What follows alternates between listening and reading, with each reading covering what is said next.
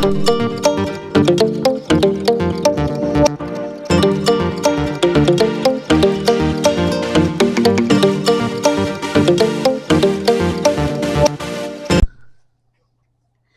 guys, welcome to Pinky's Pro Wrestling. I actually have two videos for the channel today. One is, sheepers, what time is it? Oh, okay.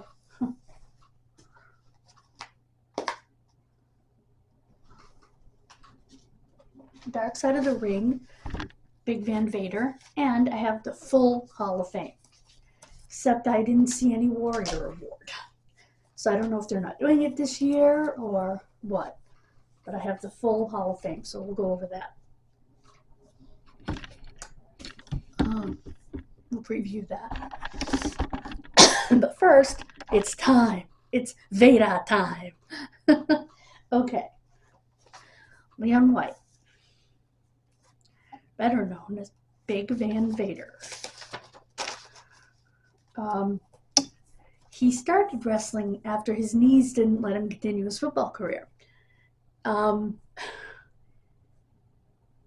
He was known as Baby Bull in football. So when he started wrestling, he became Leon Baby Bull White. And at first, it didn't work. He actually walked into someplace in Colorado where Bruiser Brody was training, I guess, training guys or whatever, and said, I want to wrestle. Brody took one look at him, and he began training him, and he also continued training under Stan Hansen.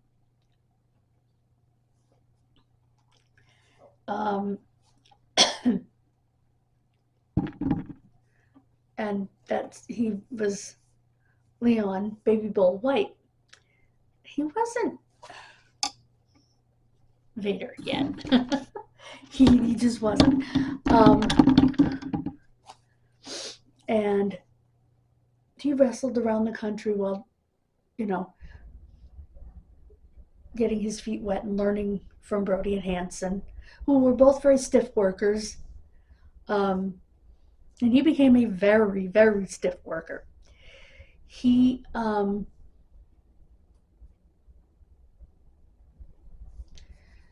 thanks to Hansen, went to Japan. And in Japan, they like big guys. Because most Japanese people are smaller. They're shorter. They just are.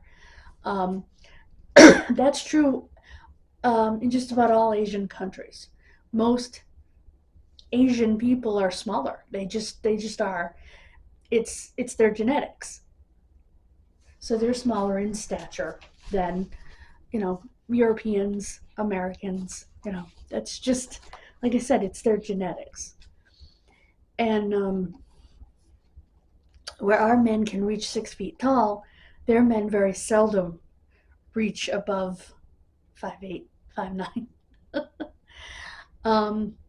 If even that's kind of tall. And that's true, like I said, all over Asia. They tend to be smaller. So when they get bigger guys over there, and they don't tend to be as muscular either, just because they don't. Steroids isn't a thing over there, really. So they don't tend to be muscular, and they don't tend to be tall. So when they get guys like Vader, 6'3" and 300 and 417 pounds, he's a monster. So they changed him to Big Van Vader. Antonio Inoki had the headgear made. Headgear we all know, that sat on his shoulders. It had shoulder pads and it sat on his shoulders, and somebody would remotely control it and make the smoke come out of it, and the red lights come on in it, and they must have weighed a ton. And Antonio Inoki, in order to push Vader, had him beat him in 3 minutes. which of course caused a riot. But, because Antonio Inoki doesn't get beat in Japan. And so that's how he became Big Van Vader. Eventually got shortened to Vader. And he had a match in Japan with Stan Hansen. And somehow, I don't know if I think the orbital bone must have gotten broken because his eye came out of the socket and he just pushed it back in and then it swelled up around the eye, kind of holding it in. And it was very discolored, and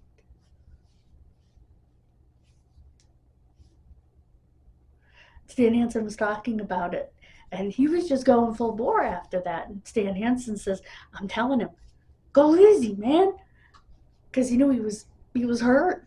You know, Hansen didn't mean to hurt him, but they were both pretty stiff.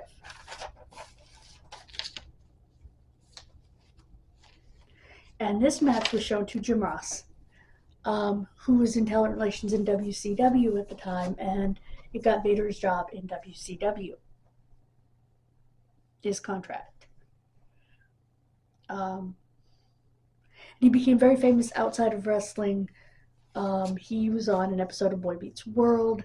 He made cameos in a couple of movies, a couple of other TV shows. But he had trouble separating Leon White from Vader. And he, because of drugs, alcohol, pain, was kind of abusive to his wife, even though he adored her to the ends of the earth.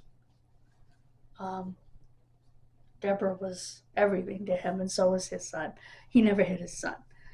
I don't know that he actually hit her, but he was abusive at any rate. And I guess they separated. They called her his ex-wife, but I got the impression that they separated, but they never actually divorced. Because she was by his side when he died, holding his hand. So, but we'll get there. There was a wrestler named Joey Thurmond, Thurmond,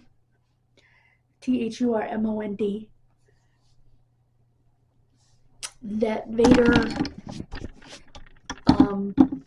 badly injured in WCW with a choke slam and a power bomb. And Joey said it is the weirdest thing because he came to me in the locker room. He was perfectly normal. He said, "You okay with the power bomb?" I said, "Yeah." And he said, "Okay, I'll see you out there." And he was fine. He got in the ring and he was a monster until he realized he hurt him. And then all of a sudden he was Leon Whiting it. And he felt so bad. He cried several times about what happened. He went and visited Joey in the hospital. Joey said, "I ripped him a new one. I called him every name in the book." He was scared. He was paralyzed. Temporarily, thank goodness, but I understand why he went off on him. I think that would be anyone's reaction. And it was carelessness on Vader's part. And I don't want to say that his training wasn't good because I believe that Brody and Hansen did the best that they could with him, with his training and all. But these things happen, and unfortunately,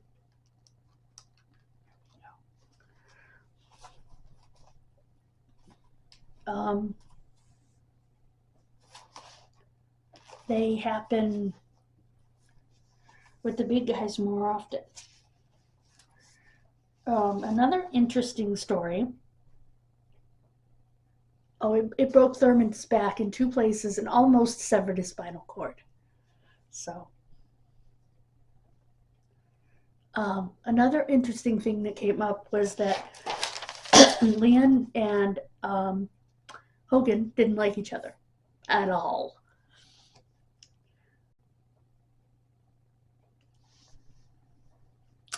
The end of his WCW days came when he was backstage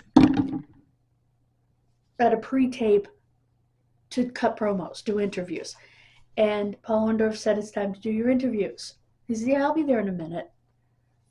Time passed. He still hadn't gone to the interview set, so Paul Orndorff came back to him, because he was the producer at the time.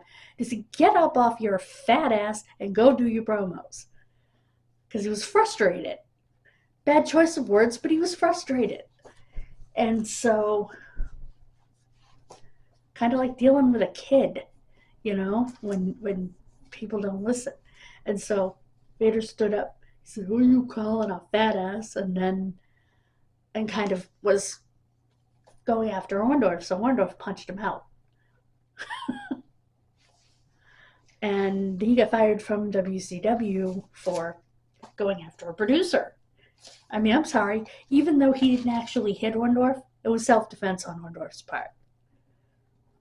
Because had he physically gone after Orndorff, he could have seriously hurt him. At that point, Orndorff had one arm that, due to nerve damage in his neck, was completely atrophied and useless. He was not... He had to defend himself.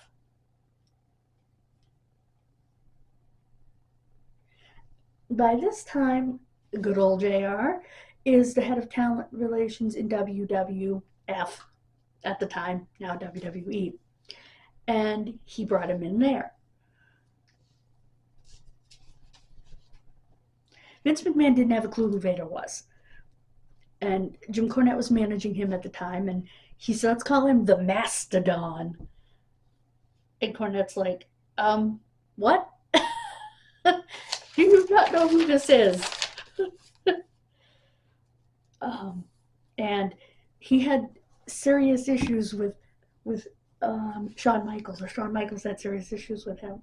Remember, at the time, Shawn Michaels was not in a good place in his life, mentally, financially. Not financially, I'm sorry. Financially, he was in a great place. Mentally, or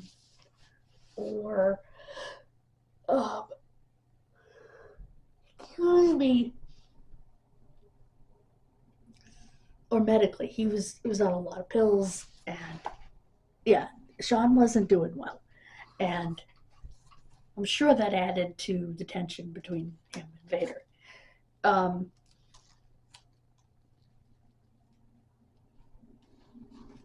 So, and Shawn convinced Vince not to let Vader beat him for the title by telling Vince that Vader wasn't ready. Well, Vader had already been a world champion, so, but Shawn Michaels did have one legitimate complaint.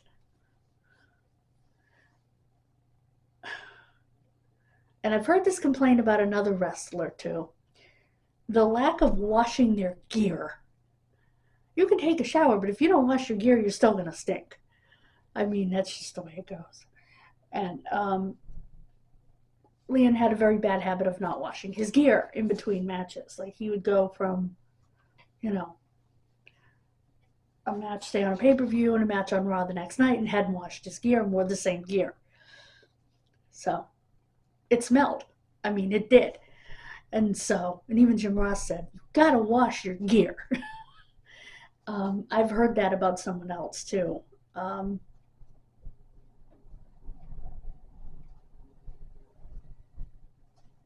Not that the person smelled bad. The person was clean. It was just that if he went from a pay-per-view to a Raw, or a Raw to a SmackDown, he didn't clean his gear in between. And that was Kane. And Chris Jericho talked about that in his book. He said he would, rather than do laundry or change his gear, he would go from pay-per-view to Raw and put the same gear back on. And it was unpleasant to work with. and Leon had the same issue. Only I guess for Leon it was worse because it was more frequent, where Kane would only do it like if he had a pay-per-view and then a Raw, he'd just wear the same gear. Whereas I guess Leon wore the same gear for a long time. I don't know, but I guess it was a lot worse. And Chris Jericho loved Kane. Kane did not stink. It was the gear, because he had a habit of going to pay-per-view and going to Raw in the same gear. Not every single night, again and again and again, in the same gear. Just 2 nights in a row, which is unpleasant. So, as I understood it from Jericho. And I guess there are other guys that have that habit. Jericho talked about in his book, Jericho's an extremely clean person. So for him, if I'm going to wear the same gear, I'm going to wash it. That makes sense. But I guess there are other guys that have that habit. I'm not washing your gear in between. If you had events 2 nights in a row, why wouldn't you just wear new gear? Or do you not have that many sets of gear? That could be the thing too, because gear is very expensive. You might not have very many sets of gear. I don't know. And the end of his WWE career came when he assaulted a Kuwaiti journalist. And Leon got detained in Kuwait. And it was a mess. Jim Cornette is working in Stamford at the office and gets a call.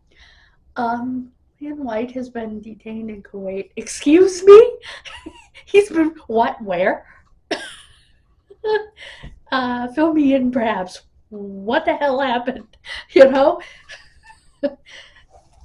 Well, he assaulted a Kuwaiti journalist when he asked him if it was fake. Evidently, according to Leon, he was told to throw things and make a scene. But nobody told the journalist. And he probably wasn't supposed to grab the journalist. But he was told to make a scene, according to him, by producers or whatever at the show.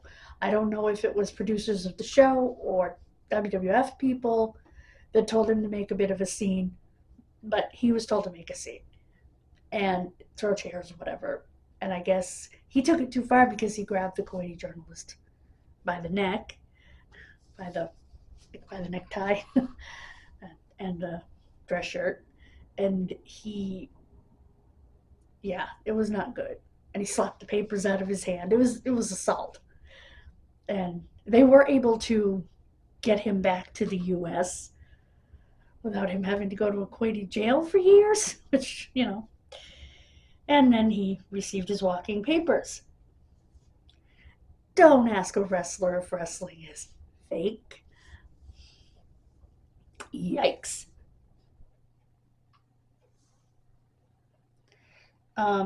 Vader got hooked, as I mentioned earlier, on pain meds. He was in pain literally from the neck down. His entire body was in pain. He did things a man his size shouldn't have been able to do, like a freaking moonsault at 400 pounds. Who does? It's 2 o'clock, excuse me. That was just telling me I need to take my pills.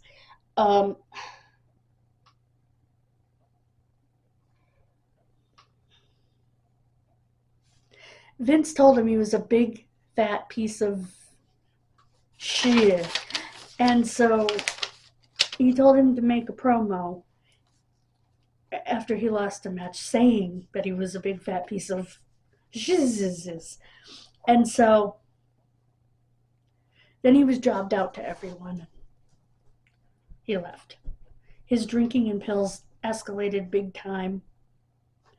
He finally did go to Japan again, drank way too much one night. He had been diagnosed as diabetic.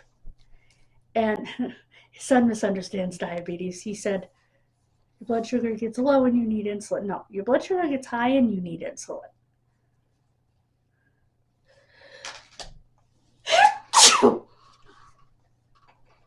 He was right about one thing, though. He drank a bunch of alcohol. He was in Japan, and his blood sugar plummeted. He went into a diabetic coma, which I know that seems counterintuitive. That alcohol would lower your blood sugar, given the fact that alcohol is loaded with sugar, which it is. Don't get me wrong, it's not sweet at all. It just has sugars in it for the yeast to ferment. But it's not, it's a different composition of sugar. But anyway, which evidently the body does not turn into glucose. And you can get very low blood sugar from alcohol. That's called hypoglycemia. When you're diabetic and your sugar's too high, that's called hyperglycemia. He had a problem with it dropping too low because he drank so damn much. And how that's diabetic, I don't know. That seems to me that he had hypoglycemia, but and he wasn't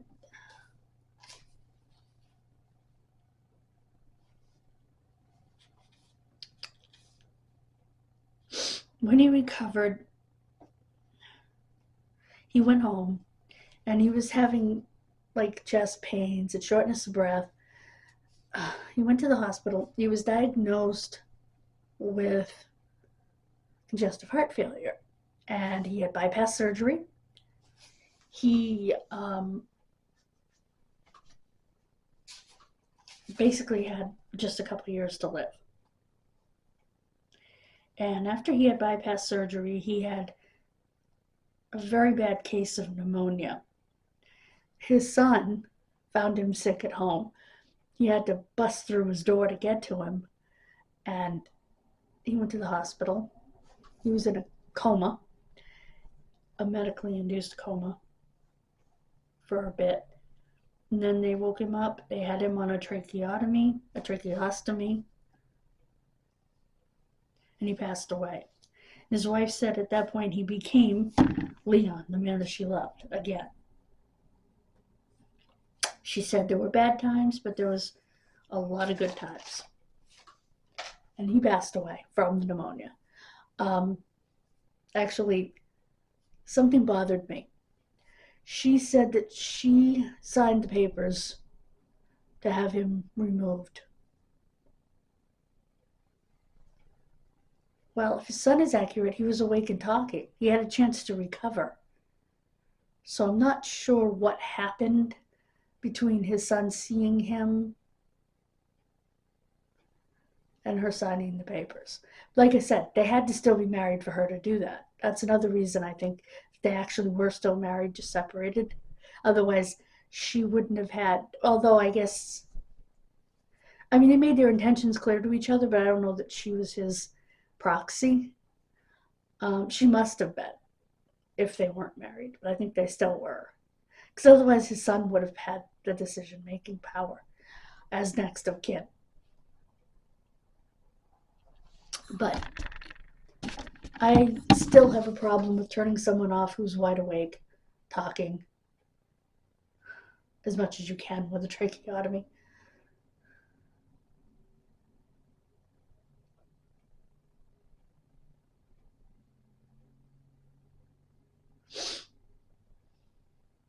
To me, I guess that's a little more personal because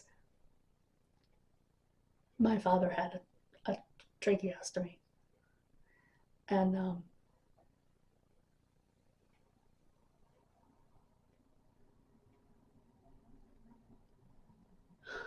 he, happy birthday, Daddy, eventually slipped into a coma and passed away. but I never would have signed papers to turn him off wide awake. I know, you know, I never signed papers to turn him off anyway. He passed, but all I said was, please stop doing, don't do any more compressions, don't do any more paddles. I don't want him to suffer, 90 something pounds with broken ribs to live, another 24 hours with his heart? That was my decision. And it's a decision I still struggle with, even though I know in my head it was the right, I don't know. But anyway, so for me, that's a little more personal. It hits a little closer to home. Next week is Tony Atlas. Too much, too soon.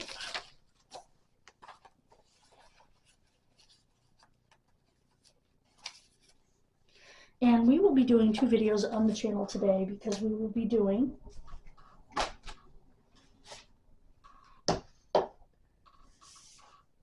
the Hall of Fame preview, because the Hall of Fame is finalized. So the card for WrestleMania is not finalized, obviously. Still got 2 weeks to go. A lot can happen. So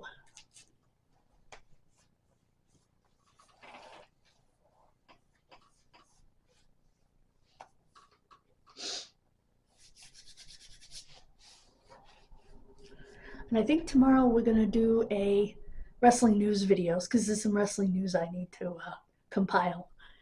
There's a lot going on. So I will see you for the Hall of Fame video, guys. Bye. God bless you. Please subscribe. Thank you so much. Bye, guys. God bless you.